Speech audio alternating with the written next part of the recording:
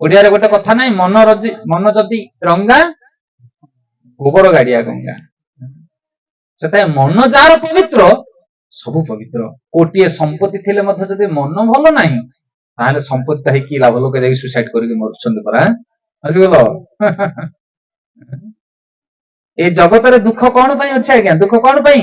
ଧନ ନାହିଁ ବୋଲି ଦୁଃଖ ନା। ଯଦି ଧନଟା ତମ ଦୁଃଖର କାରଣ ହେଇଥାନ୍ତା ତାହେଲେ ଧନୀ ଲୋକମାନେ ବଡ ସୁଖରେ ଥାନ୍ତେ। ମୋର ପୁଅଟା ନାହିଁ ବୋଲି ଦୁଃଖ, ଯାହାର 5-5ଟା ପୁଅ ସିଏ କାହିଁ ରୋଡ ତଳେ ବୁଲିକି କାନ୍ଦୁଛି? ହରିଗଲ। ତମେ କଣ ଭାବୁଛ? এই ଜଗତରେ କୌଣସି ବସ୍ତୁ ସୁଖ ଦେଇପାରିବ ନାହିଁ ଯେପର୍ଯ୍ୟନ୍ତ ଭଗବାନଙ୍କର ଭକ୍ତି ତମେ ନ କରୁଛ। ଭକ୍ତି ହଉଛି ଆନନ୍ଦର କେନ୍ଦ୍ର ବିନ୍ଦୁ।